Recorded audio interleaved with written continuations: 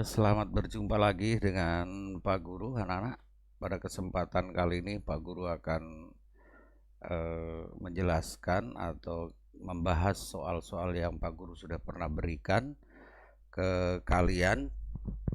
Untuk video yang lalu, Pak Guru sudah bahas untuk unit pertama.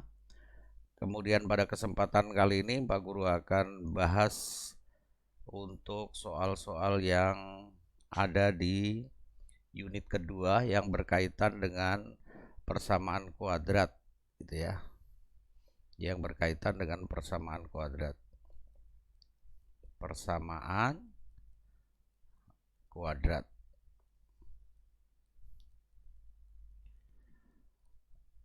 ya, persamaan kuadrat gitu ya. Pak Guru harapkan apa yang nanti Pak Guru sampaikan bisa kalian gunakan untuk cross check apakah jawaban yang kalian kemarin sudah kumpul di Pak Guru sudah benar atau belum, dan juga sekaligus bisa kalian pakai untuk belajar sehingga nanti pada saat ulangan kalian sudah tidak masalah lagi. Kita lihat dulu yang soal tugas keempat ya, tugas keempat. Di mana soal tugas keempat Pak Guru minta kalian untuk menentukan gitu ya, menentukan nilai A, nilai B, dan nilai C dari sebuah persamaan kuadrat. Pak Guru singkat dengan PK gitu ya. Pada saat kalian ingin mengerjakan soal-soal yang berkaitan dengan menentukan nilai A, B, dan C dari sebuah persamaan kuadrat, tentunya sebagai dasarnya adalah merupakan bentuk umum. Kalian harus hafalkan bentuk umum dari persamaan kuadrat, yaitu AX kuadrat plus minus BX plus minus C sama dengan 0. Ini yang kalian harus kuasai. Kalau kalian sudah hafalkan di sini maksud dan tujuan dari bentuk ini, maka untuk menentukan nilai A, B, dan C tidak masalah untuk materi ini. Sekali lagi, bentuk umum dari persamaan kuadrat di ruas kiri disusun oleh 3 suku, yaitu suku yang paling depan atau suku terdepan atau suku pertama adalah variabel yang berpangkat 2. Urutannya, perhatikan urutannya ya, sehingga nanti tidak salah menentukan nilai A, B, dan C-nya. Jadi suku pertama adalah variabel yang berpangkat 2. Kemudian suku kedua adalah variabel yang berpangkat 1. Sedangkan suku ketiganya adalah konstan. Sedangkan yang di ruas kanan bernilai 0. Ya, jadi suku pertama, suku kedua, suku ketiga ada di ruas kiri, sedangkan ruas kanan harus sama dengan 0. Nah, sekarang kita lihat soal yang nomor 1. Ya, di mana soal nomor 1 tertulis 3x kuadrat plus 7x min 10 sama dengan 0. Pada saat kalian ingin menentukan apakah ini sudah bisa ditentukan nilai A, B, dan C-nya belum, yaitu kembalikan lagi ke bentuk umum. Apakah sudah sesuai urutannya? Kalau sudah, berarti A, masih ingat kembali siapa A? A adalah siapa? Koefisien gitu ya. Jadi A adalah koefisien. Pak Guru tulis ulang, koefisien dari variabel yang berpangkat 2 gitu ya. Atau suku pertama itu koefisiennya berapa? Sedangkan siapa B? B adalah koefisien, Pak Guru singkat dengan koef saja, variabel yang berpangkat 1 atau pangkatnya tidak ditulis. Sedangkan C adalah nilai dari konstan. Itu. Nah, sekarang kita cek di soal nomor 1 ini sudah sama bentuknya, urutannya dengan yang ada di bentuk umum persamaan kuadrat. Kalau sudah berarti kalian sudah tidak perlu mencari lagi karena bisa langsung menentukan. Jadi nilai A-nya adalah 3, kemudian nilai B-nya adalah 7, sedangkan nilai C-nya adalah negatif 10. Jangan lupa dan harus hati-hati karena untuk menentukan nilai A, B, dan C ini sekali lagi tanda atau nilai dari bilangan jangan lupa. Dan satu lagi yang kalian harus ingat bahwa menentukan nilai A, B, dan C adalah sangat urgen untuk kalian pahami dan tidak boleh membuat kesalahan. Karena kalau kalian nanti masih salah-salah menentukan nilai A, B, dan C, tentu materi berikutnya kalian akan merasa atau akan banyak menemui kesulitan. Untuk itu kita dipelajari dulu ini dengan seksama, kalian ikuti sehingga tidak akan membuat kesalahan sedikit pun. Oke, kita lanjutkan nomor 2. Ya, nomor 1 sudah, nomor 2 tertulis min 2P kuadrat, kemudian plus 3P plus 5 sama dengan 0. Suku pertama variabel berpangkat 2, suku keduanya variabel berpangkat 1, suku ketiga konstan, ruas kanan sama dengan 0, berarti sudah sama dengan bentuk umum. Berarti kita sudah bisa langsung menentukan A-nya adalah negatif 2, lihat di sini. Jangan lupa negatifnya. Kemudian B-nya adalah 3, C-nya adalah 5. Yang berikut nomor 3.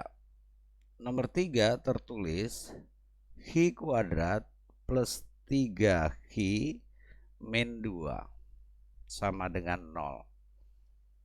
Suku pertama sudah variabel pangkat 2, suku kedua variabel pangkat 1, dan suku ketiganya konstan sama dengan 0. Ini juga sudah bisa langsung dituliskan berapa A, berapa B, dan berapa C.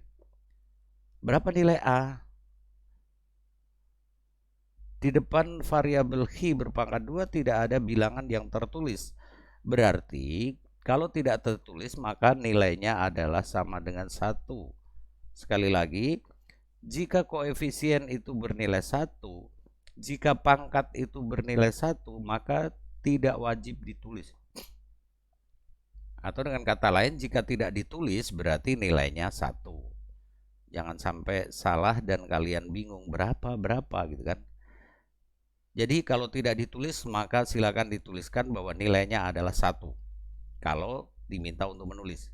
Berapa B-nya? Ya B-nya ada di sini yaitu sebesar 3, sedangkan C-nya adalah negatif 2. Kita lanjutkan nomor 4. Nomor 4 tertulis 5M kuadrat plus M. Ya. Pak Guluwangi.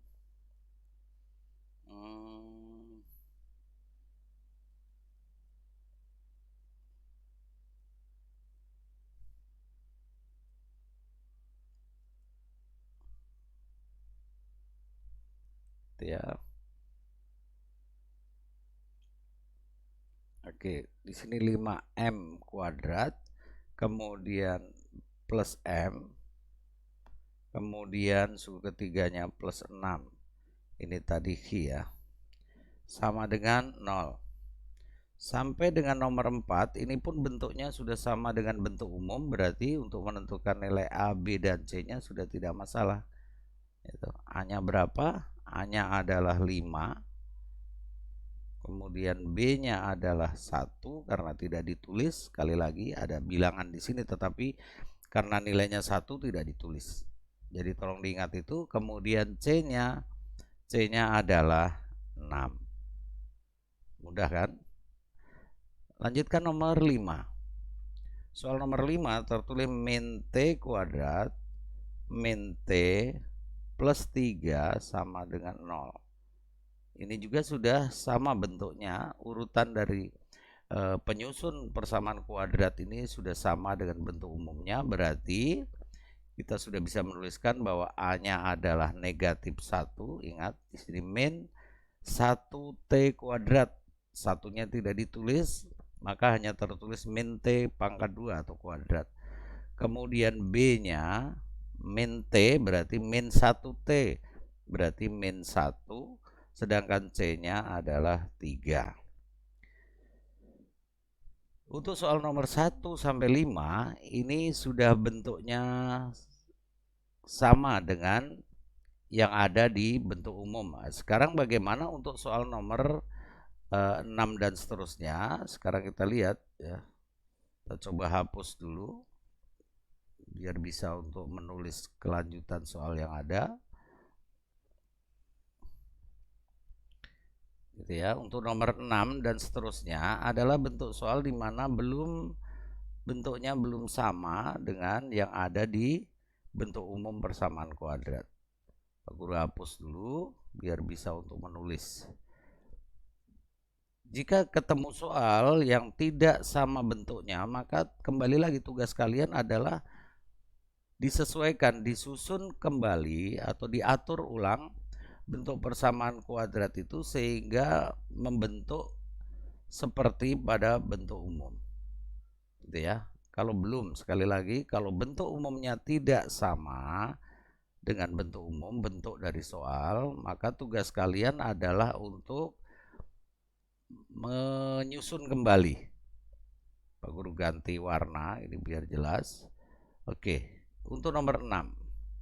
Soal nomor 6 tertulis 2D kuadrat min D sama dengan 3.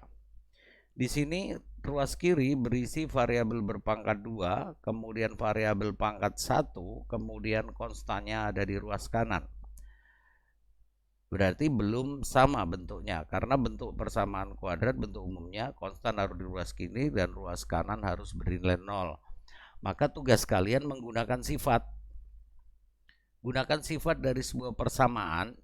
Tolong didengar dan diingat bahwa sifat dari suatu persamaan tidak akan berubah nilainya. Ingat, tidak akan berubah nilainya walaupun ditambah, dikurang, dikali, atau dibagi dengan suatu bilangan, asal bilangannya sama dan diperlakukan terhadap kedua ruas. Jadi istilahnya harus adil.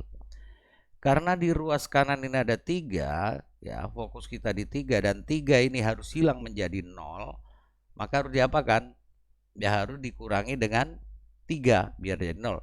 Karena ruas kanan dikurangi 3, maka ruas kiri juga 2D pangkat 2 min D dikurangi 3, gitu kan.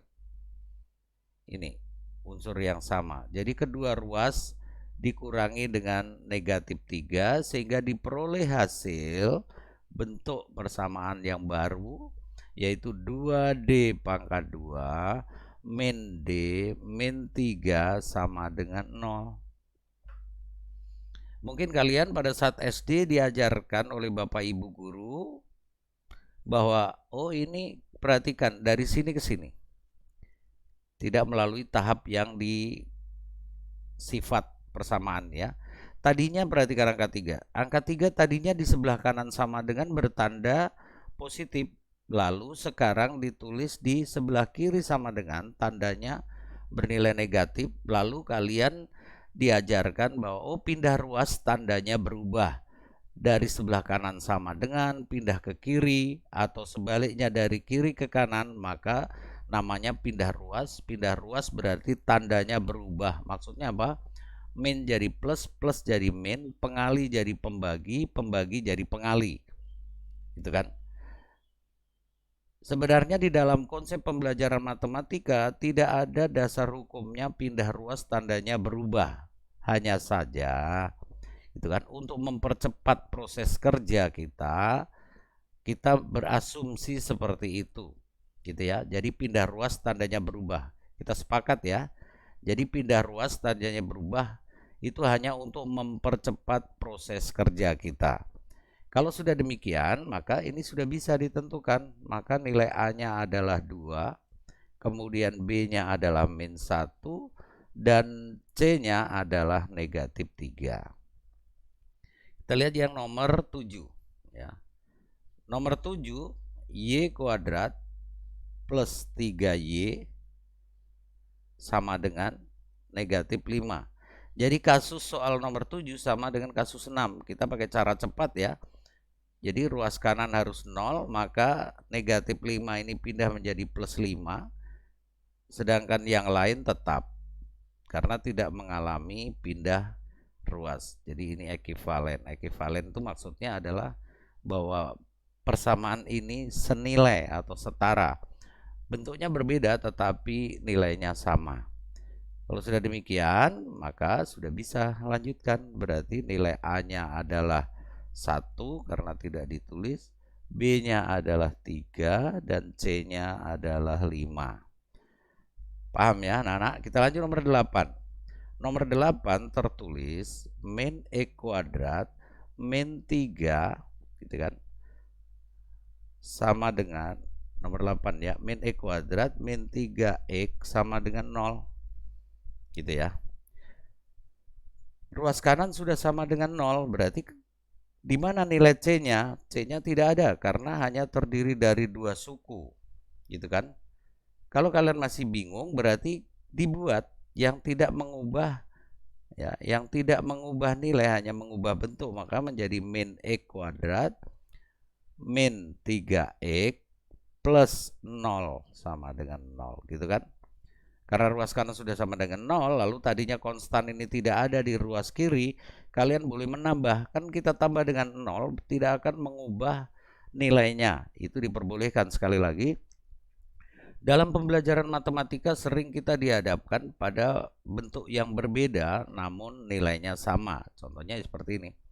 Berarti nilai A-nya adalah negatif 1, kemudian nilai B-nya adalah negatif 3, nilai C-nya adalah 0. Baik, nomor 9.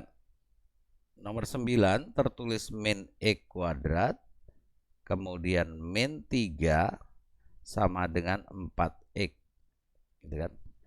Pada bentuk ini sedikit berbeda bentuknya, sebenarnya sama, hanya posisinya yang tidak sama dengan bentuk umum pada persamaan kuadrat. Di mana suku pertama di sini min E kuadrat, tidak ada masalah. Kita tulis ulang, min E kuadrat. Kemudian suku keduanya harus variabel berpangkat 1, sedangkan variabel berpangkat 1-nya ada di ruas kanan. Maka tugas kalian memindahkan ke ruas kiri, yang tadinya plus 4X maka menjadi min 4X. Konstannya sudah ada di kiri, ya berarti tinggal ditulis ulang tanpa mengubah nilai. Sama dengan 0. Karena namanya persamaan berarti harus ada tanda sama dengan. Dari sini berarti kita sudah bisa dapatkan nilai A-nya adalah negatif 1, B-nya adalah negatif 4, dan C-nya sama dengan negatif 3. Oke, kita lanjutkan soal yang terakhir untuk menentukan nilai A, B, dan C untuk nomor 10. Di situ soalnya tertulis 5 min 2X sama dengan 4X kuadrat.